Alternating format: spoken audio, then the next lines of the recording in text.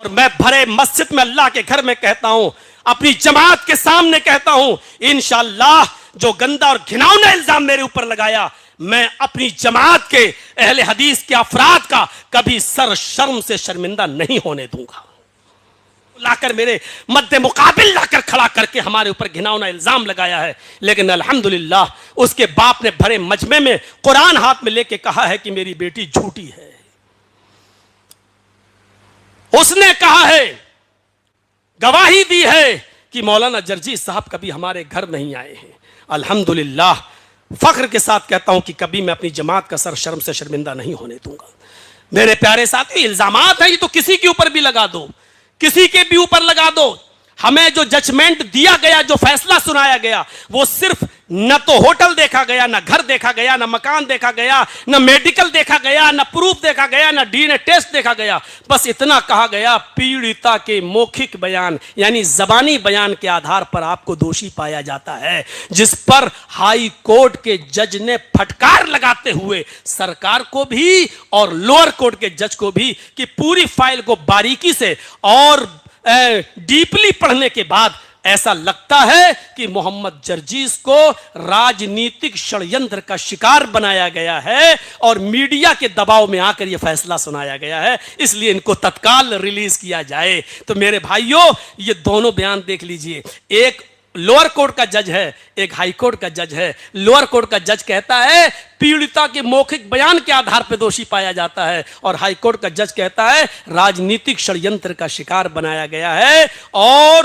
Media کے دشپرچار کی وجہ سے لوئر کورٹ کے جج نے ان کو سزا سنائی ہے۔ تتکال یہ آرڈر، تتکال امیڈیٹلی ان کو رہا کیا جائے۔ 3 تاریخ کو ہماری بیل ہوتی ہے اور 4 تاریخ کو ہم باہر کر جاتے ہیں۔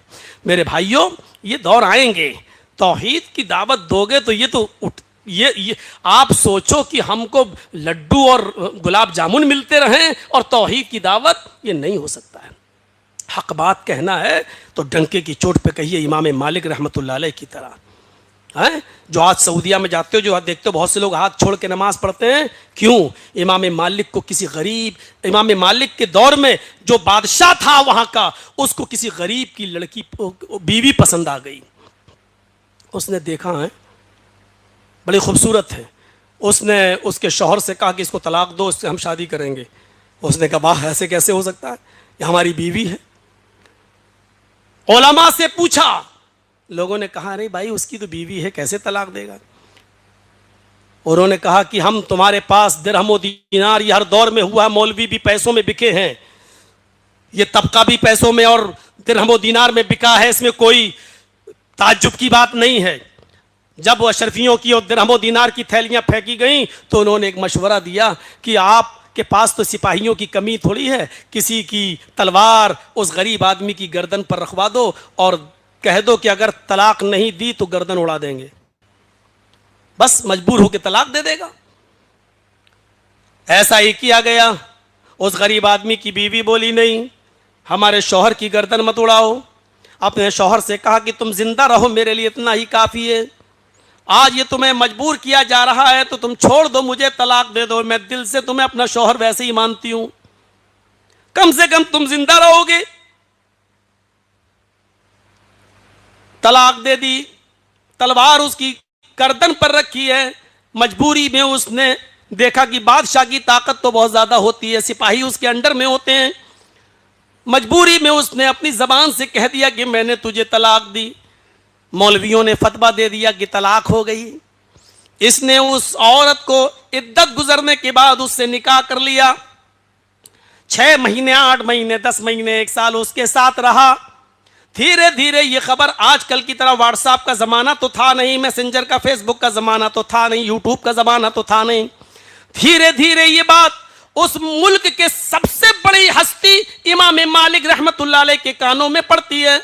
امام مالک کو پتہ چلتا ہے کہ اس آدمی نے اپنے سپاہیوں کو بھیج کر مجبور کر کے اس عورت کو آدمی کو طلاق دینے پر مجبور کیا ہے۔ بادشاہ تو ہماری مسجد میں خطبہ جمعہ پڑھنے آئے گا، لہٰذا بادشاہ اسی مسجد کے اندر جمعہ کا خطبہ امام مالک کا سننے گیا۔ آج وہ آگے بیٹھا ہوا ہے، امام مالک رحمت اللہ علیہ اپنے سر پر کفن باندھ کر خوشبو لگا کر آج جمعے کا خطبہ دینے کے لیے آ رہے ہیں۔ سرسی والو، ایسا ماحول کبھی آپ کے علاقے میں ہو جائے تو مولانا جرجیز کے آنے کے بعد یہ آپ کہہ دو گے کہ آپ ایسا مت بولنا ویسا مت بولنا، ہمارے یہاں کے حالات ایسے، ہمارے یہاں کے حالات ایسے ہیں۔ امام مالک رحمت اللہ علیہ سے ان کی بیوی کہہ رہی ہے آپ کو جھگڑا مول لینے کی کیا ضرورت ہے، آپ خاموش رہیے، آپ کو کیا ضرورت ہے، آپ نماز روزے کی بات کریے اور چلے آئیے۔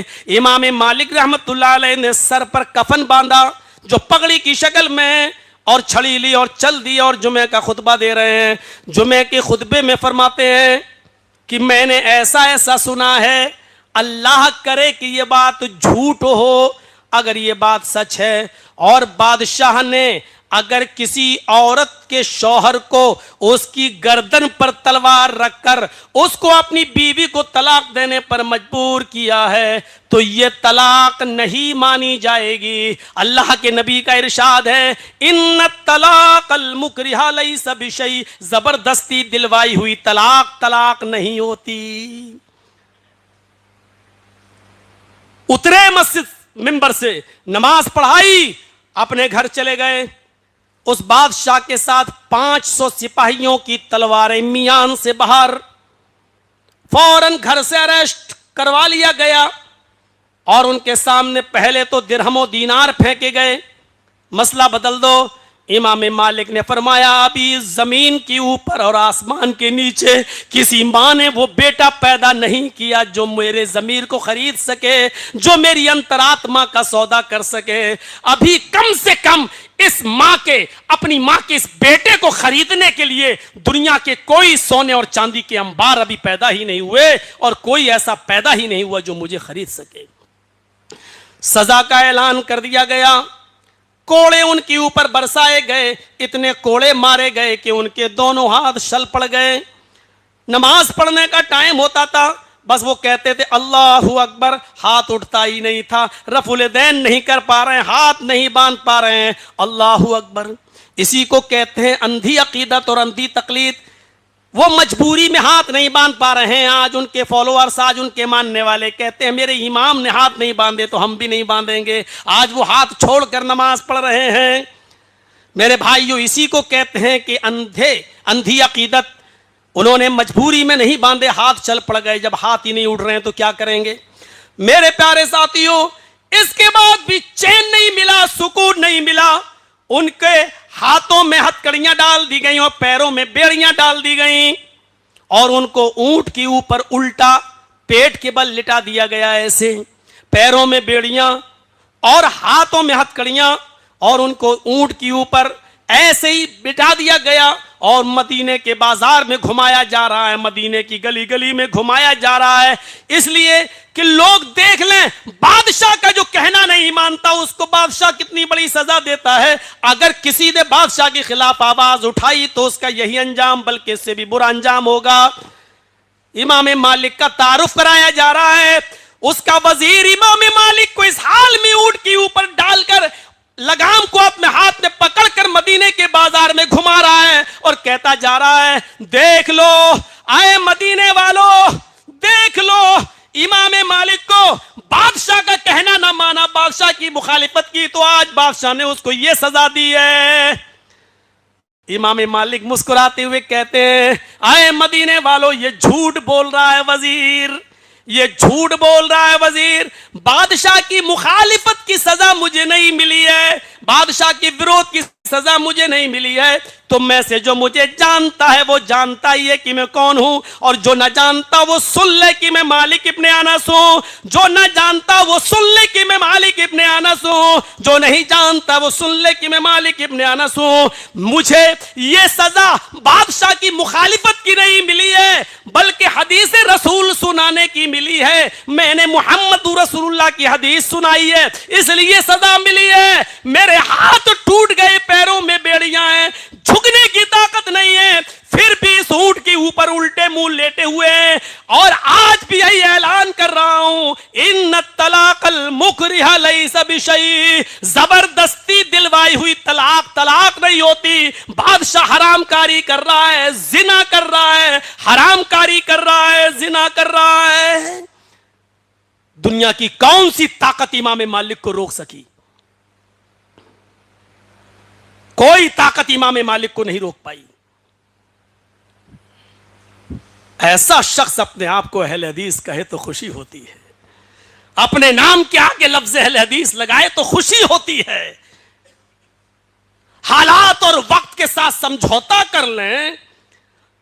مولانا جرجیس صاحب امام مالک کا واقعہ سنا رہے ہیں، بڑا اچھا لگ رہا ہے، آنکھوں میں آنسو آ جائیں۔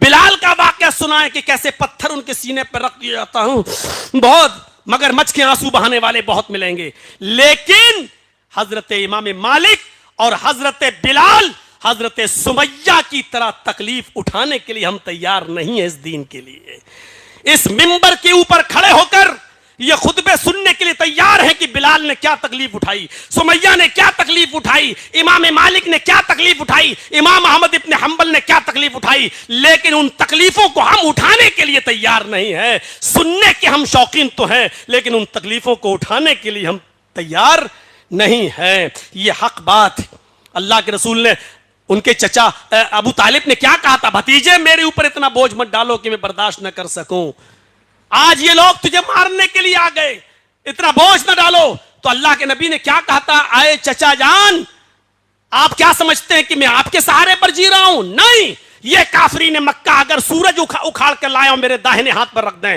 اور چاند لے کر آئے اور میرے بائیں ہاتھ پر رکھ دیں، پھر بھی میں دین حق سے باز نہیں آؤں گا، حق کی دعوت دیتا رہوں گا۔ یہ تھا ایک واقعہ اور، جب حق بات بولو گے تو پریشانیاں آئیں گی، اور پریشانیاں آئیں گی تو صبر آپ کو کرنا پڑے گا۔ حضرت سمیہ کی طرح جب تک نہیں پتا تھا، بس یہ آخری واقعہ سنا کر میں جانتا ہوں عشاء کا وقت ہے، تو میرے بھائیوں حضرت سمیہ کا ایک منظر دیکھ لیجئے میرے بھائیوں، حق بات، ابو جہل کھڑا ہے، ابو لہب کھڑا ہے، اور سمیہ کے دونوں یعنی بیٹا بھی اور شوہر بھی دونوں کو سامنے کھڑا کر دیا، عمار کو اور ان کے شوہر یاسر کو، اور سمیہ کے جسم سے کپڑے اتار دیے گئے۔ طبقات ابن سعد کے الفاظ، سمیہ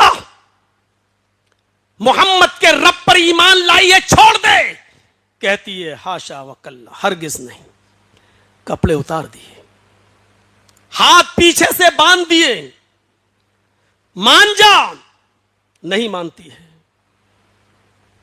نیزہ لیا، نیزہ اٹھا کر شرمگاہ میں داخل کر دیا، اس طرف سے ڈالا اور اس پار نکال دیا، ہاتھ پیچھے سے بندھے ہوں۔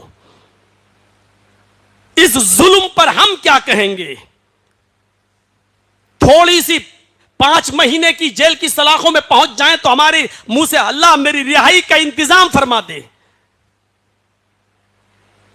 یا زیادہ سے زیادہ لا الہ الا انت سبحانک انی کنت من الظالمین، جو یونس علیہ السلام نے مچھلی کے پیٹ میں پڑھے، آپ یہی سب دعائیں پڑھیں گے۔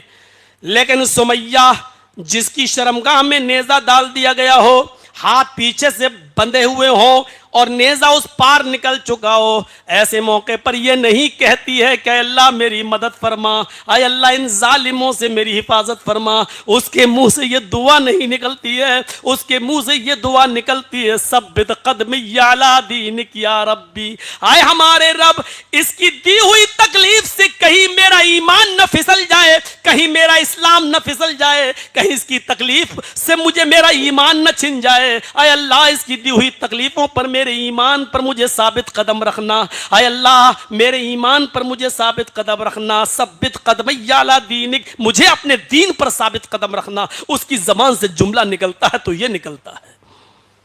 ہم کیا کہیں گے؟ دعا کرو مولانا ہماری روزی روٹی میں برکت ہو جائے، دعا کرو مولانا کاروبار بہت، ارے آپ مسجد کے لیے آئے ہیں، آپ مدرسے کے لیے آئے ہیں، آپ دعا کرو ہمارا کاروبار چلا جائے تو انشاءاللہ 50,000 آپ کے اکاؤنٹ میں ڈلوا دیں گے، بس آپ یہ دعا کرواتے ہیں اپنے علماء سے۔ میرے بھائیوں دعا یہ کرواؤ کہ مولانا دعا کرو، یہ تو دنیا ہے آتی جاتی ہے، یہ تو دولت ہے جو آتی جاتی ہے، یہ ہماری نہیں ہے، ہمارے انتقال کے بعد ہماری اولاد باپ کی بچی ہوئی دولت پر لڑے گی, اس کی جائیداد پر جھگڑا کرے گی, بڑا حصہ میرا, چھوٹا حصہ میرا. ہم نے اپنے باپ کو زیادہ دیکھا ہے, تم نے کم دیکھا ہے. علاج ہم نے کرایا ہے, یہ نہیں. دعا یہ کرو کہ اے مولانا صاحب یہ دعا کرو کہ اللہ مرتے وقت مجھے اور میری اولاد کو ایمان پر ثابت قدم رکھے, جب تک زندہ رکھے ایمان پر رکھے, اسلام پر رکھے, اور جب خاتمہ ہو تو ایمان پر خاتمہ فرمائے. حضرت سمیہ کا یہی حال تھا, پیچھے سے ہاتھ بندے ہیں, نیزہ پکڑ نہیں سکتی, خون بہ رہا ہے شرمگاہ سے, وہ کہہ رہی ثبت قدمی علی دینک. اے اللہ میرے قدموں کو, میرے پیروں کو, میرے قدموں کو اے اللہ اپنے دین کے اوپر ثابت قدم رکھنا. ابو جہل نے کہا ابھی بھی نہیں مانے گی, نہیں. کہا 2 اونٹ لاؤ. طبقات کے الفاظ ہیں, ایک اونٹ کا چہرہ پورب کی طرف, ایک اونٹ کا چہرہ پشچم کی طرف. ایک پیر سمیہ کا اس اونٹ سے باندھا, دوسرا پیر سمیہ کا اس اونٹ سے باندھا. کوڑا ہاتھ میں لے کر کہا سمیہ اب اس اونٹوں کو کوڑا ماروں گا, ایک اونٹ پورب کی طرف بھاگے گا, ایک اونٹ پشچم کی طرف. سوچ کہ تیرے جسم کا کیا ہوگا, تیرے پیر مختلف سمتوں میں چیر دیے جائیں گے. سمیہ اپنے بیٹے کے آنکھوں میں آنسو دیکھ کر کہتی ہے بزدل مت بنو, میں عورت ہوں, مجھے ہلکی سزا دی جا رہی ہے, تم مرد ہو. اے میرے بیٹے عمار, اے میرے شوہر یاسر, تم مرد ہو سکتا ہے کہ میرے بعد تمہیں مجھ سے بھی زیادہ سخت سزا دی جائے. تم آنسو بہا رہے ہو, یہ منظر تمہیں دیکھنا پڑے گا. دیکھو عمار, تم تو میرے پیٹ سے پیدا ہوئے ہو, مجھ سے کیا پردہ. یاسر تم تو میرے ہسبینڈ ہو, مجھ سے کیا پردہ. دیکھو اتنی بڑی خطیب کوئی پیدا نہیں ہوئی خطیبہ, اپنے بیٹے کو للکار رہی ہے, اپنے شوہر کو للکار رہی ہے کہ میں عورت ہوں اس لیے ہلکی سزا دی جا رہی ہوگی, تم مرد ہو, اس سے بھی زیادہ سخت سزا کے لیے تیار رہنا. اور وہ ان دونوں کو ڈرانے کے لیے سزا دے رہا ہے. ابو جہل نے کہا کہ ارے بھاشن دینا بند کر, اسپیچ بند کر, اور بتا کہ تو محمد کے رب کو چھوڑتی ہے یا نہیں چھوڑتی ہے. نہ ان اونٹوں کو ماریں. آسمان کی طرف نظریں ڈالتی ہے اور ابو جہل کو چڑھاتے ہوئے کہتی ہے اے ابو جہل, اے ابو جہل, رب کعبہ کی قسم وہ جنت میں دیکھ رہی ہوں, تو نہیں دیکھ رہا. دیکھ وہ جنت میں دیکھ رہی ہوں, تو نہیں. وہ دودھ کی اور شہد کی نہریں میری نظروں کے سامنے ہیں, اس کی خوشبو میری ناک تک آ رہی ہے, تجھے نہیں دکھائی دے رہی ہے, مجھے دکھائی دے رہی ہے. ارے بار بار کیا پوچھتا ہے محمد کے رب کو چھوڑتی ہے یا نہیں چھوڑتی ہے. اے ابو جہل, کعبے کے رب کی قسم کھا کے کہتی ہوں جتنی دیر تو ان اونٹوں کو بھگانے میں لگا رہا ہے اتنی ہی دیر مجھے رب کی جنت میں جانے میں لگ رہی ہے. اے ابو جہل یہ نیک کام جلدی کر, جلدی ان اونٹوں کو کوڑے مار تاکہ رب کی جنت میں میں جلدی جا سکوں. اے میرے بیٹے عمار, اے یاسر, میں جنت کے گیٹ پر تم دونوں کا انتظار کروں گی, میرے پیچھے پیچھے چلے آنا, میرے نقش قدم پہ چلے آنا. ابو جہل نے کہا میں نے تو ان دونوں کو ڈرانے کے لیے سزا دیا, یہ تو اور اونٹوں کو مار دیا. ایک اونٹ پورب کی طرف بھاگا اور دوسرا اونٹ پشچم کی طرف. بیچ سے سمیہ کے 2 ٹکڑے ہو گئے, لیکن چہرے تک پہنچتے پہنچتے چہرہ سلامت بچ گیا, بیچ سے جسم کے 2 ٹکڑے ہو گئے. انتقال کے وقت سمیہ کی روح نکلتے وقت سمیہ کے چہرے پر مسکراہٹ تھی. طبقات ابن سعد کے الفاظ ہیں, ابو جہل سمیہ کے چہرے پر مرتے وقت مسکراہٹ دیکھ کر پتھر ہاتھ میں لے کے اپنے سر پہ مارنے لگا. لوگوں نے کہا یہ کیا کر رہے ہو؟ کہا میں ہار گیا, سمیہ جیت گئی, میں ہار گیا, سمیہ جیت گئی. مرتے وقت سب کچھ چھینا میں نے, لیکن مرتے وقت اس کے چہرے کی مسکراہٹ نہیں چھین سکا. دیکھو کیسے مسکرا رہی ہے, اس کا ہنستا ہوا چہرہ مجھے چڑھا رہا ہے. سب کچھ چھینا لیکن سمیہ کی مسکراہٹ نہیں چھین سکا. یہ جیت گئی, میں ہار گیا. یہ دردناک منظر عمار اور یاسر کی زبان سے جب اللہ کے نبی نے سنا, جمعے کے خطبے میں آپ نے اس دن بہت سے لوگوں کو جنتی بتایا. فرمایا اے لوگوں, عمار اور یاسر کی داستان سننے کے بعد میرے آنسو رک نہیں رہے ہیں. فرمایا ابو بکر تم جنت میں جاؤ گے, عمر تم جنت میں جاؤ گے, عثمان تم جنت میں جاؤ گے, علی تم جنت میں جاؤ گے. ابو بکر تم اکیلے جنت میں جاؤ گے, عمر تم اکیلے جنت میں جاؤ گے, عثمان تم اکیلے جنت میں جاؤ گے, علی تم اکیلے جنت میں جاؤ گے. اس برو یا آل یاسر فإن موعدکم الجنہ، اے یاسر کے گھرانے والو صبر کرو، اے یاسر کے گھرانے والو صبر کرو، تمہارا پورا خاندان ایک ساتھ جنت میں جائے گا، تمہارا پورا خاندان ایک ساتھ جنت میں جائے گا۔ اللہ کے نبی نے اس منبر پر کھڑے ہو کر عمار اور یاسر کو یہ بشارت دی کہ تمہارا پورا خاندان ایک ساتھ جنت کے اندر جائے گا۔ یہ تھا سمیہ کا حق بولنا، اور جب پریشانی آئی تو اس پر صبر کرنا۔ حق بات کہیے ڈنکے کی چوٹ پر، اور پریشانی یہ تیار رہیے، حق بات کہو اور پریشانی نہ آئے تو یہ ہو نہیں سکتا، اور جب پریشانی آئے تو اس کا مقابلہ کرو۔ ایسے بہت سے لوگ ہیں جنہوں نے اس ملک کو چھوڑ دیا ہے، ہمارے اوپر پریشانیاں نہ آئیں۔ اللہ وہ جس ملک میں بھی ہیں تو ان کی حفاظت فرما، اللہ دین کا کام وہ جہاں کر رہے ہیں تو ان کی حفاظت فرما، لیکن میں آپ سے وعدہ کرتا ہوں کہ میں اس کنٹری کو نہیں چھوڑوں گا، چاہے کتنے حالات خراب ہوں، میں اس ملک کو نہیں چھوڑوں گا۔ انشاءاللہ جہاں بھی رہوں گا حق بات کہتا رہوں گا، ادھر پہنچوں گا تو ادھر بھی کلمت اللہ کو بلند کروں گا، آزاد رہوں گا تو ادھر بھی کلمت اللہ بلند کروں گا۔ ہمیں میری ماں نے جب پیدا کیا ہے اور جب پڑھا لکھا کر اس لائق بنایا ہے تو اس کا حق میں ادا کرتا رہوں گا۔ اللہ رب العالمین میری ہمت اور حوصلے میں مزید اضافہ فرمائے، اور جب تک زندہ رکھے مجھے دین کا کام لیتا رہے۔ میرے پیارے ساتھیوں، یہ چند باتیں میں نے ایمان اور عمل صالح کے تعلق سے، حق اور صبر کے تعلق سے آپ کے سامنے رکھی ہیں۔ کل ہیرور میں بھی مولانا عبید الرحمان صاحب العصری کی زیر سرپرستی میں پروگرام ہونا ہے انشاءاللہ، کل ادھر بھی تھوڑا سا بولنا ہے، اور پھر مجھے بیزا پور کی طرف جانا ہے۔ آپ کی محبت، میں نے پورے ہندوستان میں دورہ کیا، سفر کیا، لیکن میں اللہ کے اس گھر میں ہوں۔ اللہ کی قسم کھا کر یہ بھی کہتا ہوں کہ جو محبت آپ نے، جو پیار آپ نے ہمارے ساتھ ہم کو دیا ہے، ایسی محبت اور ایسا پیار بہت کم جگہوں پر ملتا ہے، نہیں ملا مجھے۔ اللہ رب العالمین علماء کی عزت کرنے کی آپ کو مزید توفیق عطا فرمائے۔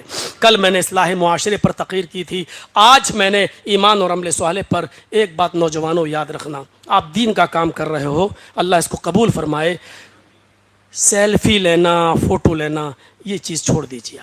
آپ جس مسلک سے جڑے ہیں وہ نہ تو ریا نمود چاہتی ہے اور نہ شہرت چاہتی ہے۔ آپ دیکھ لیجئے بہت سے ہمارے سلفی علماء ہیں، ایئرپورٹ پہ اتر رہے ہیں تو فوٹو کھینچ کے وہ اپنا ڈال رہے ہیں اپنے فیس بک پر، میں اترا، میرے دوست نماز پڑھنے جا رہے ہیں، عمرہ کرنے جا رہے ہیں تو فوٹو کھینچ رہے ڈال رہے ہیں، دیکھیے میں عمرہ کرنے جا رہا ہوں سعودی عرب۔ یہ سب ریا نمود میں آتا ہے۔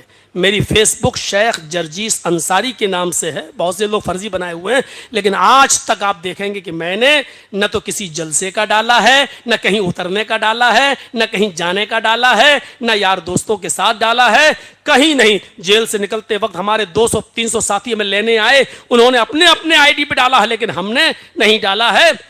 نہیں، ایک بات یاد رکھیے گا، ان اشد الناس عذابا یوم القیامت المصورون، قیامت کے دن سب سے زیادہ سخت عذاب اس کو ہوگا جو دنیا میں تصویریں بناتا ہوگا۔ تصویریں بنانے کی کئی شکل ہے، پینٹنگ کی شکل میں بھی ہو سکتی ہیں، اور اس کی شکل آج موبائل کی شکل میں آ گئی۔ یہ سب ناجائز کام ہے۔ ضرورت کے تحت پاسپورٹ بنوانا ہے تو آپ فوٹو کھنچوا لیجئے، چلیے ضرورت کے تحت، لیکن اب صاحب میں جرجی صاحب کے ساتھ سیلفی لے لوں، اپنے دوستوں کو بھیجنا، دیکھیے میری ملاقات ہوئی ہے۔ آپ کو کیا ضرورت ہے دکھانے کی؟ صاحب جرجی صاحب بھی ایک معمولی ایک عالم ہے، جیسے آپ کی مسجد کے امام ہے ویسے ہم بھی ہیں، وہ بھی قرآن حدیث بتاتے ہیں، ہم بھی بتاتے ہیں۔ آپ کی پیار و محبت میں ہم یہاں چلے آئے، تو یہ سیلفی والا معاملہ چھوڑ کر اپنے آپ کو موحد بنانا ہے، اور ان تمام خرافاتوں سے آپ کو اپنے آپ کو روکنا ہے۔ اللہ رب العالمین ہمیں دین کا کام کرنے کی توفیق عطا فرمائے، اخلاص کے ساتھ کرنے کی توفیق عطا فرمائے، ہمارے ہر عمل میں اخلاص پیدا فرما دے، بار الہ ایمان ہمارے اندر پیدا فرما دے، عمل صالح کی توفیق عطا فرما، حق بات کہنے کی توفیق عطا فرما، حق بات کہنے میں جو پریشانیاں آئیں اس پہ ہمیں صبر کرنے کی توفیق عطا فرما، بار الہ جو کچھ کہا گیا ہے ان پر ہم سب کو عمل کرنے کی توفیق عطا فرما۔ جب تک تو ہمیں زندہ رکھ، اسلام پہ زندہ رکھنا، جب ہمارا خاتمہ ہو تو ایمان پر ہمارا خاتمہ فرما۔